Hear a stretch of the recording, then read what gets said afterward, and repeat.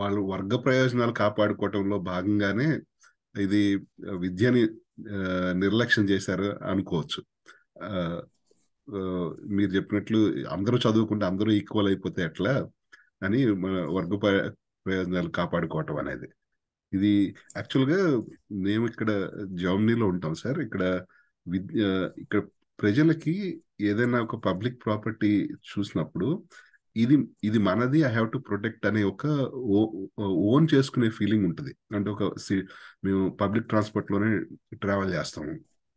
Public transport చూసినా, hospital చూసినా, ఏం చూసినా మేము విజిట్ గవర్నమెంట్ హాస్పిటల్స్. మేము గవర్నమెంట్ హాస్పిటల్కి వెళ్తాము. ఇక్కడ పిల్లలు గవర్నమెంట్ స్కూల్స్ లోనే చదువుకుంటారు. ప్రైవేట్ ఉంటుంది కానీ it's exception rather than rule. అంటే మేము ఇక్కడ జర్మనీలో ఉంటాం సార్. ఇక్కడ పబ్లిక్ ప్రాపర్టీస్ మీద, గవర్నమెంట్ ఇచ్చే సర్వీసెస్ మీద చాలా అటాచ్మెంట్ ఉంటుంది.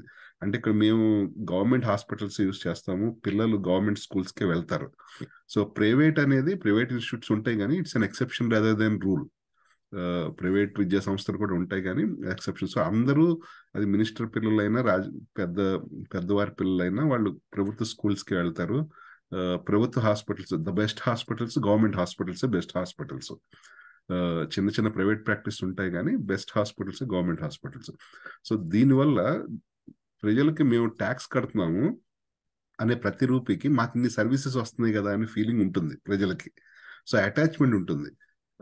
మన దగ్గర ఒక కాంప్లెక్స్ ప్రాబ్లం ఎలా వచ్చిందంటే, వెల్ఫేర్ స్కీమ్స్ పట్ల కూడా ఒక పార్టీ అధికారంలో ఉంది, ఇంకొక పార్టీ అధికారంలోకి వచ్చినప్పుడు వాళ్ళు ఇంకో అపోజిషన్ లో ఉన్న వాళ్ళు ఇంకా ప్రామిస్ చేసినప్పుడు ప్రజలు కూడా మనకి ఎంత వస్తే అంత తీసుకుందాము, మనకి ఎలాగూ ప్రభుత్వం నుంచి ఏమి రావట్లేదు కదా, క్వాలిటీ విద్య రావట్లేదు, క్వాలిటీ వైద్యం రావట్లేదు, జస్టిస్ రావట్లేదు, డెలివరీ ఆఫ్ జస్టిస్ లేదు. సో పవర్ లో ఉన్న వాళ్ళకి ఇవన్నీ వెళుతున్నాయి. సో మనకు వచ్చింది మనం తీసుకుందాము అని ఒక ప్రభుత్వానికి ప్రజలకి మధ్యలో ఒక డిటాచ్మెంట్ ఉన్నట్లు అనిపిస్తుంది సార్. ప్రభుత్వంలో ఉన్న వాళ్ళేమో గవర్నమెంట్ లో ఉన్నంత కాలం మనకి కావాల్సినంత డబ్బో ఏదో చేసుకుందామని వాళ్ళు అనుకోవటం, ప్రజలేమో మనకి ఎలాగో గవర్నమెంట్ నుంచి వచ్చేది ఏమి ఉండదు కాబట్టి మనకు వచ్చిందంతా మనం తీసేసుకుందాం అనుకోవటం. ఈ డిటాచ్మెంట్ రావటం అనేది చాలా డేంజరస్గా ఉంది. అసలు దీన్ని ఎలా సాల్వ్ చేయాలో కూడా తెలియట్లేదు. ఇక్కడ నాకు చాలా కాంట్రాస్ట్ కనిపిస్తుంది. మా దగ్గర అయితే చాలా అటాచ్డ్గా ఉంటారు. అంటే ఒక ప్రభుత్వ బస్సును కానీ ప్రభుత్వ ప్రాపర్టీని కానీ ఎవరైనా డ్యామేజ్ చేయాలనే ఊహ కూడా రాదు. ఒకవేళ చేసినా చుట్టుపక్కల పబ్లిక్ ఒప్పుకోరు, ఎందుకంటే దిస్ ఇస్ మైన్ అనే ఫీలింగ్ ఉంటుంది. సో ఈ ప్రభుత్వానికి ప్రజలకి ఈ డిటాచ్మెంట్ పూర్తిగా వచ్చేస్తే అసలు ఇది ఇంకా ఆ డిస్టెన్స్ వైడన్ అయిపోతుంది. అసలు దీని సొల్యూషన్ ఎలాగా? ప్రభుత్వంలో ఉన్న వాళ్ళే మేము దోచుకుందాం అనుకుంటారు, ప్రజలకేమో మాకు వచ్చినంత సంక్షేమ పథకాలు మేము తీసేసుకుందాం అనుకుంటున్నారు. సో దీన్ని ఎలా చూస్తారు అసలు? అంటే ఈ లాంగ్ హిస్టరీ ఆఫ్ కొలోనియలిజం వలన రాజ్యము మనము డిఫరెంట్ అనేది ఒక డిస్టెన్స్ ఒకటి లాంగ్, ఆల్మోస్ట్ మనం మిడివల్ పీరియడ్ నుంచి కొలోనియల్ పీరియడ్ దాకా రాజ్యము ప్రజలని ఎక్స్ప్లాయిట్ చేయడము, ప్రజల్ని రెవెన్యూ కలెక్ట్ చేయడము, ప్రజలకి 1930s డిప్రెషన్ వచ్చేదాకా అసలు ఈ సంక్షేమ కార్యక్రమాలు కీన్స్ వచ్చి చెప్పిన తర్వాత అదొకటి వెస్ట్ లో స్టార్ట్ అయ్యి. కానీ యూరోపియన్, మీరు జర్మనీ గురించి చెప్తే, ఈ జర్మనీ ఈ దేశాలన్నింటిలో కూడా ప్రజలకు రాజ్యానికి మధ్యన నిరంతరంగా ఒక సంభాషణ జరగడం, తర్వాత దానివల్ల వచ్చినటువంటి మార్పులు కొంత ఉన్నాయి. మన అంటే భారతదేశం లాంటి దేశంలో ప్రభుత్వము సరి ఎన్నుకున్న తర్వాత ఇది మన ప్రభుత్వం అనేది ఒకటి. ప్రాపర్టీ ఏదైతే ఉందో, ఇప్పుడు మైనింగ్ ఉందనుకోండి, మినరల్స్ ప్రజలకు సంబంధించినవి అని అనుకోవడం లేదు. ఎవరో తవ్వుకుంటున్నారు, ఎవరో తీసుకుంటున్నారు. వాళ్ళు ఆ మైనింగ్ చేసేవాడు కొన్ని కోట్ల రూపాయలు చేసుకొని అక్కడక్కడ పెళ్లిళ్ళు చేయడం చేస్తే వాడికి చాలా రుణపడి ఉంటున్నారు. అంటే అయ్యో ఎంత మంచివాడు, వాడు మనకు ఈ సహాయం చేశాడు, ఆ సహాయం చేశాడు, ఆరోగ్యం మాలిపోతే డబ్బులు ఇచ్చాడు అని అంటున్నారు. కానీ వాడు ఆ ఖనిజాల ద్వారా చేసుకున్న డబ్బులు ఏవైతున్నాయో ఆ ఖనిజాలు మనవి. అంటే పబ్లిక్ ప్రాపర్టీ ఇది ఏదైతే ఉందో ఇది public property, they are thinking it's the government property. ఇది మన ప్రాపర్టీ అనుకోండి. మీరు చెప్పిన దాంట్లోనేమో గవర్నమెంట్ అంటే ప్రజలది కాబట్టి అక్కడ ఉండేటువంటిది ప్రజల ఆస్తి. ఇప్పుడు బస్సులు కాలంలో ఇప్పుడు ఈ మధ్యన ఆగి తగ్గింది కానీ బస్సులు మీద రాళ్ళు వేసేవాళ్ళు. పిల్లలు ఎప్పుడు చేసినా బస్సుల మీద గవర్నమెంట్ ప్రాపర్టీ మీద అటాక్లు జరిగేది. ఎందుకు గవర్నమెంట్ ప్రాపర్టీని ఇచ్చేస్తానంటే ఆ బస్సు మనది అనుకోవడం లేదు వీళ్ళు. ఇది పబ్లిక్ సంబంధించిన బస్సు, ఇది మనందరినీ తీసుకుపోయే బస్సు, ఇది మనది అనేటువంటి ప్రభుత్వాలు కూడా ఏం చేసిందంటే ఈ బస్సు మేము నడుపుతున్నాం అనేటువంటి ఇంప్రెషనే కలిగించారు. కానీ ఇది మీ సంపద అనేటువంటి ఇంప్రెషన్. ఎందుకంటే ప్రభుత్వం తన లెజిటిమసీ కొరకని మేము అది చేస్తున్నాం, మేము ఇది చేస్తున్నాం అనేటువంటిది ఏదైతుందో ఇది ఈ distance between the people and the state ఇది పెరుగుతూ వచ్చింది. ఇప్పుడు కూడా హైదరాబాద్ లో భూమిని అమ్ముతున్నారు. అది గవర్నమెంట్ ల్యాండ్ అని చెప్పేసి ఆక్షన్ పెడుతున్నారండి.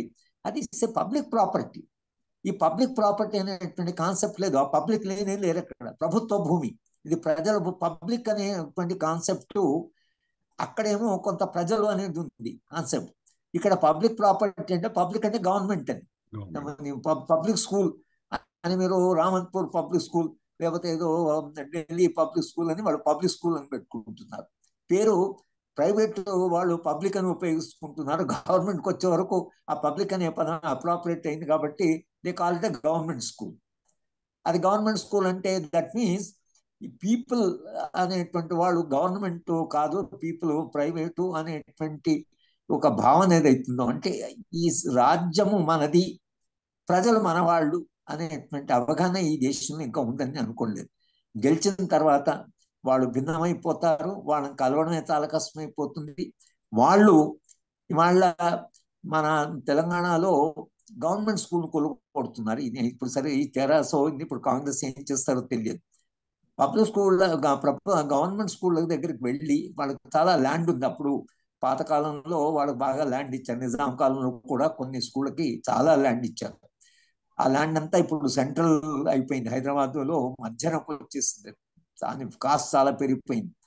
ఎమ్మెల్యేలు కొందరు వెళ్ళి కాంపౌండ్ వాళ్ళని కూలగొట్టి స్కూల్ను కూలగొట్టి వాళ్ళు స్కూలు రికార్డ్స్ అన్ని ఎక్కడ పెట్టారంటే మా టిఆర్ఎస్ ఆఫీస్ లో పెట్టండి అని చెప్పేసి మేము ఇక్కడ ఏదో కడతామని చెప్పేసి గవర్నమెంట్ స్కూల్ను కూలగొట్టేదాకా అంటే వాడు అది ఇది ప్రజల స్కూలు, తర్వాత పేద పిల్లలు చదువుకుంటున్నారనే కనీస జ్ఞానం కూడా లేకుండా వాడు తన లాభాల కొరకని ఇవాళ స్కూళ్లకు సంబంధించిన భూమిని తర్వాత ప్రభుత్వం. ఇప్పుడు మీకు తెలంగాణలో ఏం జరిగిందంటే నిజాంకు సర్ఫే ఖాస్ అని ఉండేది. 20 కిలోమీటర్ రేడియస్ లో దాదాపు హైదరాబాద్ లో అంతా ప్రభుత్వ భూమి.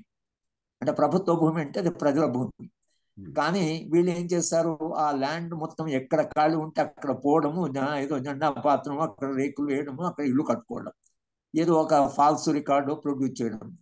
ఈ 10 ఏళ్లుగా హైదరాబాద్ నగరంలో భూమి ఏదైతుందో పబ్లిక్ ప్రాపర్టీ ఏదో ఎంత ఆక్రమణ జరిగిందంటే మీరు ఊహించలేనంత ఆక్రమణ జరిగింది.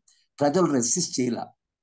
మీరు ఎట్లా అమ్ముతారు ఈ భూమిని, లేదా ఈ భూమిని ఎట్లా మీరు ఆక్రమించుకుంటారు అని ప్రజలు అనుకోలేదు. అదేదో ప్రభుత్వ భూమి వాడేదో ఆక్రమించుకుంటున్నారు, కానీ ఇది మన భూమి, ఇది ప్రజలకు సంబంధించిన భూమి అనేటువంటి ఆ చైతన్యం ఏదైతుందో అది లేకపోవడం వలన మీరు చెప్పినట్లుగా ఇప్పుడు హాస్పిటల్స్, స్కూల్స్, తర్వాత ట్రాన్స్పోర్ట్, ఈ కమ్యూనికేషన్ ఇవన్నీ కూడా ప్రభుత్వము దాన్ని అందుబాటులో తీసుకొచ్చి ఎప్పుడైతే మీరు గవర్నమెంట్ హాస్పిటల్కి ఫ్రీగా వెళ్ళగలరు, లేదా అటువంటి పరిస్థితి ఉన్నప్పుడు ఈ హాస్పిటల్ మనది అని కూడా ప్రభుత్వమే కాదు ఇది మన హాస్పిటల్ అనేటువంటి ఒక భావన రావడం వలన అది కొంతవరకు మీరు ఇది అంటే ప్రభుత్వానికి ప్రజలకు మధ్య నుండి ఒక అగాధమైన దాన్ని పూడుస్తుంది. కానీ మూడో ప్రపంచ దేశాల్లో రాజ్యము ఒక ప్రైవేట్ వ్యక్తిగా, రాజ్యం నేను ఇది మీకు ఇస్తున్నాను, ఇది మీదేనే కాదు, ఇది మీకు నేను ఇస్తున్నాను. ఇప్పుడు తెలంగాణలో ఏమంటుందంటే వాడు జోబులో ఇస్తున్నాడా, వాడు సొంత ఇదా, వాడు ఆస్తులో ఇస్తున్నాడా అని అంటున్నారు. కానీ మీరు చెప్పే ఇది ఓనింగ్ ది ఇన్స్టిట్యూషన్స్, తర్వాత ఇవి మనవి అనేటువంటి భావన ఏదైతుందో ఇంకా మన సమాజంలో అది రాలేదు. రాజకీయ పార్టీలు కూడా ఇది మీది అని చెప్పడానికి వాళ్ళు ఎన్నడూ అంటే వాళ్ళు ప్రయత్నం చేయలేదు. సివిల్ సొసైటీ కూడా కొంత బలహీనంగా ఉండడం వలన పౌర సమాజం కూడా ఇవన్నీ ప్రజలవి అని చెప్పడంలో వాళ్ళు కూడా వైఫల్యం చెందడం వలన ఇప్పటికీ ప్రభుత్వానికి ప్రజలకు మధ్యన ఒక చాలా అంతరం ఉంది. ప్రభుత్వం మన ప్రభుత్వం అని వీళ్ళు అనుకోలేదు. ప్రభుత్వం కూడా ఈ ప్రజలు మన ప్రజలను ఆ ఎన్లైటెండ్ ఒక హయ్యర్ లెవెల్ ఆఫ్ అండర్స్టాండింగ్ ఏదైతే ఇస్తుందో that is missing in the system. అది ఎంత టైం పడుతుందో తెలియదు. లేక ప్రజలు కేవలం ఓట్లు వేసిన మర్నాటికే ప్రజలు వేరు, మళ్ళీ ఎన్నుకున్న నాయకుడు వేరు, నన్ను ఎన్నుకున్న ప్రజలు అనేటువంటి ఇతనికి కాన్షన్ లేదు, మనం ఎన్నుకున్నామని లేదు. ఇంకా దీనికి తోడుగా ఈ డబ్బులు ఖర్చు పెట్టి ఎప్పుడైతే గెలవడం మొదలు పెట్టారు, 2,000, 3,000, 5,000 డిపెండింగ్ ఆన్ పార్టీ రిసోర్స్ లేదా వీడి ప్రైవేట్ రిసోర్స్, ఈ డబ్బులు ఖర్చు పెడుతున్నారు. డబ్బులు ఖర్చు పెట్టిన ఎమ్మెల్యే ఏమంటున్నారంటే ప్రజలు కాదు నన్ను గెలిపించింది, డబ్బులు నన్ను గెలిపించాయి అనేది వాడు అవగాహన. కనుక వాడు డబ్బులు చేసుకోవడం మొదలు పెడతాడు. ఎన్నిక అవుతుంది, ప్రజలు 3,000, 4,000 తీసుకున్నారు కాబట్టి నువ్వు ఎట్లా తీసుకుంటావు, నువ్వు డబ్బులు ఎలా చేసుకుంటావు అని అడగడానికి నన్నేమి సులభంగా గెలిపించావా, నన్ను ఏమైనా ఫ్రీ గెలిపించావా, నువ్వు డబ్బులు తీసుకున్నావు కదా, నువ్వు డబ్బులు తీసుకొని నీకు ఇచ్చిన డబ్బులు రావాలి కదా. అంటే నైతికంగా ప్రజాప్రతినిధిని ప్రశ్నించేటువంటి నైతిక హక్కుని, నైతిక ధైర్యాన్ని ప్రజలు కోల్పోవడానికి ఈ డబ్బులు తీసుకొని ఎన్నికలు ఓట్లేసి 5 ఏళ్ళు మీరు నైతికంగా వీళ్ళని ప్రశ్నించేటువంటి లేదు. కనుక ఈ డబ్బులు మీడియేషన్ వలన ప్రజల స్థానంలో డబ్బులు వచ్చేసి ఆ డబ్బులు నన్ను గెలిపించి అనుకుంటున్నారు వాడు. అందుకనే ప్రజల యొక్క మన్నన పొందడం కంటే కూడా డబ్బులు ఎక్కువ చేసుకుంటే వచ్చే ఎన్నికలు కూడా డబ్బులు ఖర్చు పెడితే మనం గెలుస్తాం. ఈ అవగాహన మనం ఏమైపోయిందంటే ప్రజలు, ప్రజా నాయకులు, ప్రభుత్వం వీటి మధ్యన వచ్చినటువంటి అంతరం ఏదైతుందో అది ఎంత పెరిగిపోయిందంటే ఇవాళ మీరు చెప్పినట్లుగా యూరోప్ లో కానీ లేకపోతే స్కాండినేవియన్ కంట్రీస్ అయితే ఇంకా కొంత హయ్యర్ లెవెల్. నేను స్వీడన్ లో ఉన్నప్పుడు, స్వీడన్ లో మీకు యూనివర్సిటీ తర్వాత హాస్పిటల్స్ మీరు చెప్పినట్టుగా కొంత ట్రాన్స్పోర్ట్ను సబ్సిడైజ్ చేయడం, ఎంప్లాయ్మెంట్ గ్యారంటీ చేశారు. ట్యాక్స్ 60% దాకా ట్యాక్స్ తీసుకుంటున్నారు, ప్రజలు ట్యాక్స్ కడుతున్నారు. ఇవన్నీ ఫెసిలిటీస్ ఉన్నాయండి. ఇవాళ మన దగ్గర కూడా స్కూళ్ళన్నీ అందుబాటులో ఉండి వైద్యం అందుబాటులో ఉంటే జీతాలు పెరగకున్నా, నేను లాస్ట్ పే కమిషన్ అప్పుడు ఎంప్లాయీస్ని అడ్రస్ చేయమంటే నేను చెప్పాను, జీతాలు పెరగమని అడగకండి. మీ జీతాలు పెరిగితే మీకు జీతాలు కొంత పెరగవచ్చు, కానీ వైద్యము, విద్య, నాణ్యమైన విద్య, నాణ్యమైన వైద్యము మాకు కావాలి. ఎంప్లాయీస్కి అందరూ మీరు డిమాండ్ చేయండి. నాణ్యమైన విద్య, నాణ్యమైన వైద్యము అడగడం వల్ల ప్రజల డిమాండ్ కూడా దాంట్లో ఉంటుంది.